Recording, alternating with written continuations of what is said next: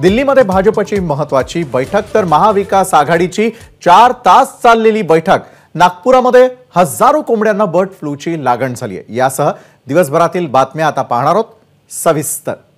तर बातमीपत्राच्या अगदी सुरुवातीलाच महत्त्वाची बातमी आहे भाजपच्या बैठकीच्या संदर्भातली, कारण नवी दिल्लीमध्ये सध्या भाजपची अतिशय महत्त्वाची बैठक सुरू आहे।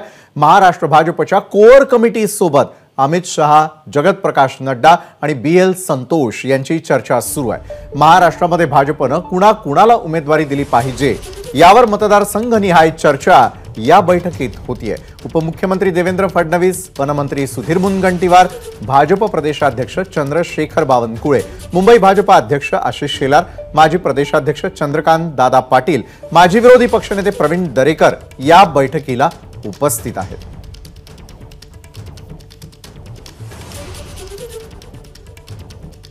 लोकसभेच्या निवडणुका आहेत, त्या निवडणुकीच्या दृष्टीने एकूण निवडणुकीची स्ट्रॅटेजी काय असेल, एकूण त्याचा टाइम टेबल काय असेल, आम्ही सगळ्यांनी काय करायचं आहे, अशा सगळ्या गोष्टींच्या संदर्भात प्रत्येक राज्याच्या कोर कमिटीशी केंद्रीय नेतृत्व चर्चा करते आहे।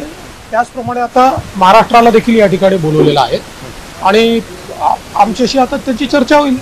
आपण पहिल्या यादीच्या वेळेस बघितलं असेल, जिथे अलायन्सेस आहेत त्या ठिकाणची नावं पहिल्या यादीत आली नाही, कारण अलायन्सेसमध्ये जे पक्ष सोबत अलायन्समध्ये असतात त्यांच्यासोबत चर्चा करून करायचं असतं।